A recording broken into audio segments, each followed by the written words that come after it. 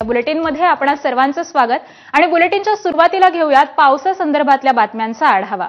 मुसळधार पावसामुळे गोंदिया शहरातील मुख्य चौक असलेल्या अवंती चौक पुराच्या पाण्याखाली आलेला आहे। त्यामुळे वरच्या बाजूला देखील रस्त्यावर 3 ते 4 फुटापर्यंत पाणी साचलेलं आहे। मात्र तरी देखील या पाण्यातून नागरिक जीवघेणा प्रवास करतात। वर्दळीचं ठिकाण असल्यामुळे या चौकात पोलीस बंदोबस्त देखील तैनात करण्यात आलेला आहे आणि याचाच आढावा घेतलाय आमच्या प्रतिनिधींनी। पाहूयात। गोंदिया शहरासह संपूर्ण जिल्ह्यामध्ये सकाळपासून मुसळधार पाऊस सुरू आहे। या मुसळधार पावसामुळे गोंदिया शहरातील सर्व रस्ते जलमय झालेले आहेत।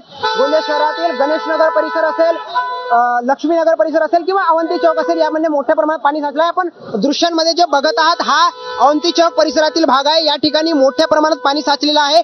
अवंती चौकाकडून हा जो आतला भाग आहे हा पूर्णतः जलमय झालेला आहे आणि या रस्त्यावरून जवळपास 3 ते 4 फूट पाणी असून या पाण्यामधून नागरिकांची जीवघेणी वाहतूक सुरू आहे।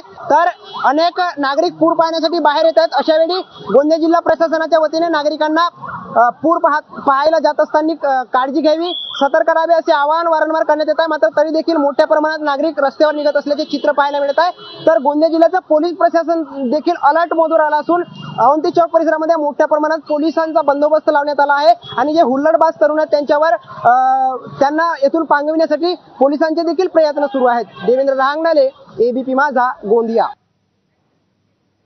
तर कालपासून भंडाऱ्यात सुरू असलेल्या पावसामुळे नदी नाले हे ओसंडून वाहू लागलेत। अशा जिल्हा अंतर्गत मार्गावरील गावांना जोडणाऱ्या 8 गावांच्या मार्गांवर पाणी असल्यामुळे हे मार्ग वाहतुकीसाठी जिल्हा प्रशासनानं सध्या बंद केलेत।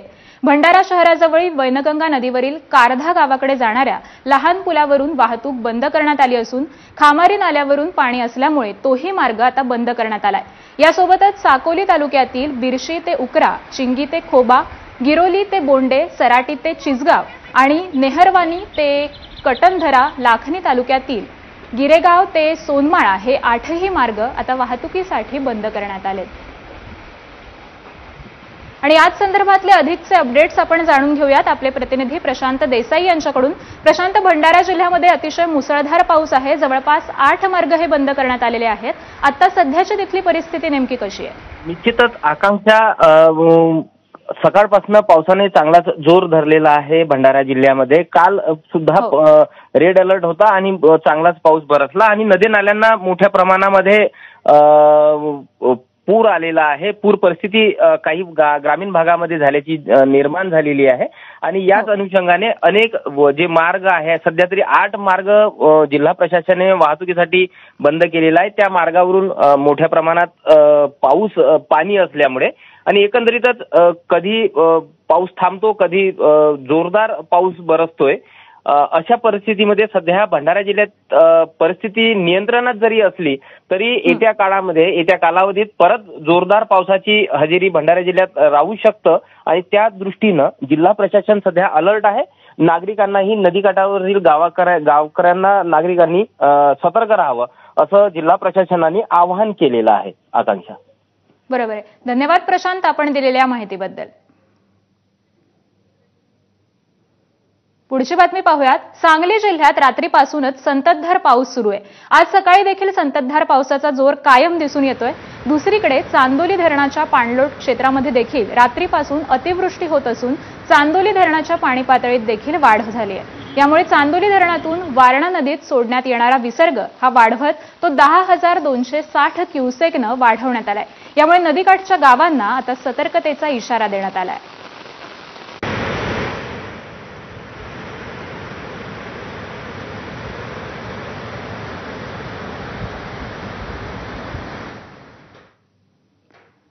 तर कोयना धरणाच्या पाणलोट क्षेत्रामध्ये पावसाचा जोर पुन्हा वाढल्यामुळे धरणातून पुन्हा एकदा विसर्ग सुरू करण्यात आलाय। धरणातील पाणी पातळीमध्ये नियंत्रित ठेवण्यासाठी कोयना धरणातून पाण्याचा मोठा विसर्ग हा सुरू करण्यात आलाय।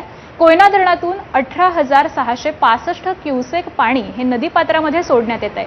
त्यामुळे नदीकाठच्या गावांना सतर्कतेचा इशारा देण्यात आलाय।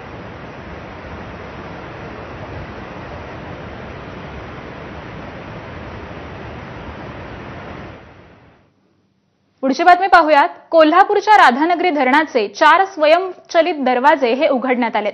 धरणाचे स्वयंचलित दरवाजा क्रमांक 3, 4, 5 आणि 6 हे दरवाजे उघडलेत. त्यामुळे धरणातून एकूण 7,212 क्युसेकनं पाण्याचा विसर्ग सुरू आहे.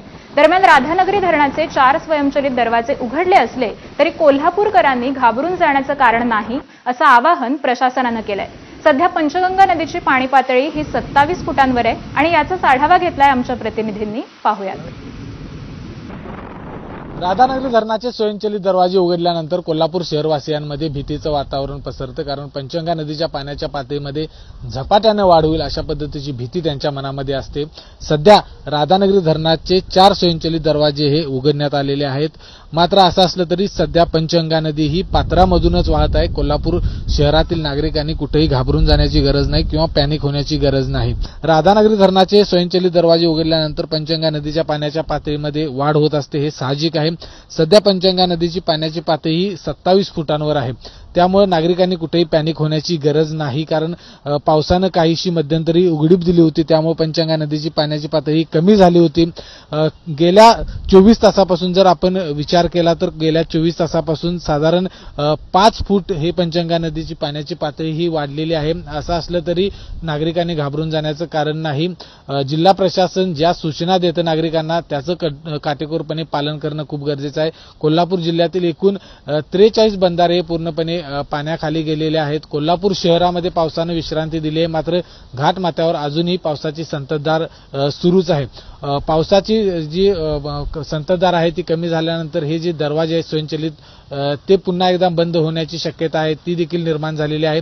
कारण कोल्हापूर शहरामध्ये पावसानं पूर्णपणे विश्रांती घेतल्याचं चित्र आहे ते सध्याच्या घडीला पाहायला मिळते. कॅमेरामन निलेश शेवाळेसह विजय केसरकर, एबीपी माझा, कोल्हापूर. रायगड जिल्ह्यालाही आज ऑरेंज अलर्ट देण्यात आलाय. तर दुसरीकडे महाबळेश्वरमध्ये काल रात्री तुफान पाऊस झाला, त्यामुळे सावित्री नदीच्या पाणी पातळीमध्ये वाढ झाली आहे. दरम्यान पावसाचा जोर वाढल्यास सावित्री नदीची इशारा पातळी ही ओलांडण्याची शक्यता देखील वर्तवण्यात येते. त्यामुळे रायगडचे जिल्हाधिकारी किशन जावळे यांनी महाड, पोलादपूर तालुक्यातील सर्व शाळांना सुट्टी जाहीर केली. अतिवृष्टीच्या कारणास्तव हा निर्णय घेण्यात आलेला आहे. चंद्रपूर जिल्ह्याला आज सलग दुसऱ्या दिवशी हवामान खात्यानं पावसाचा रेड अलर्ट दिलाय. जिल्ह्यात आतापर्यंत वार्षिक सरासरीच्या 51% इतका पाऊस पडलाय. या पावसामुळे चंद्रपूर जिल्ह्यातील शेतकरी हा सुखावलेला आहे. गेल्या 10 ते 12 दिवस पाऊस न झाल्यामुळे पीक करपण्याची भीती व्यक्त होत होती. मात्र गेल्या 3 दिवसांपासून होत असलेल्या पावसामुळे सोयाबीन आणि कापूस यासारख्या पिकांना नवसंजीवनी मिळाली आहे.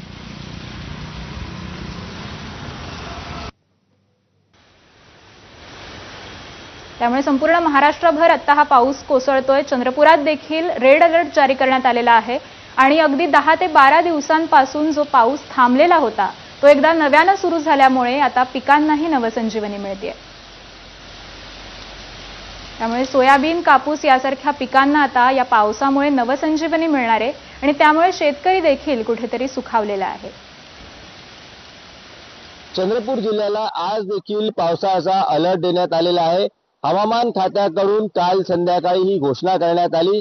विशेष म्हणजे काल देखील चंद्रपूर जिल्ह्याला रेड अलर्ट होता, मात्र अपेक्षेप्रमाणे चंद्रपूर जिल्ह्यात पाऊस झालेला नाहीये.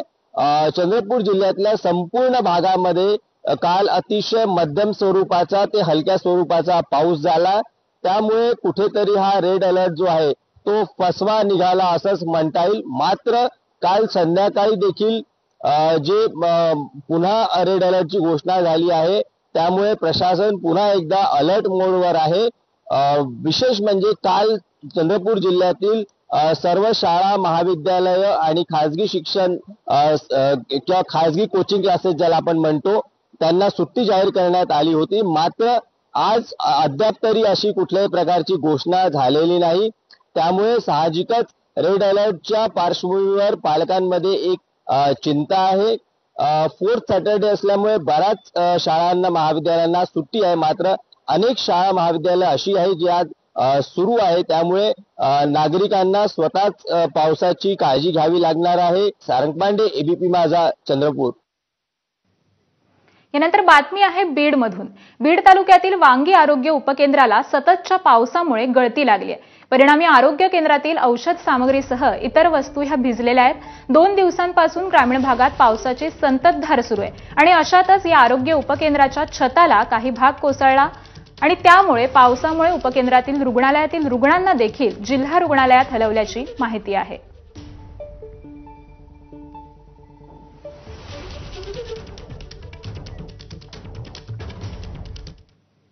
पुढची बातमी पाहूयात।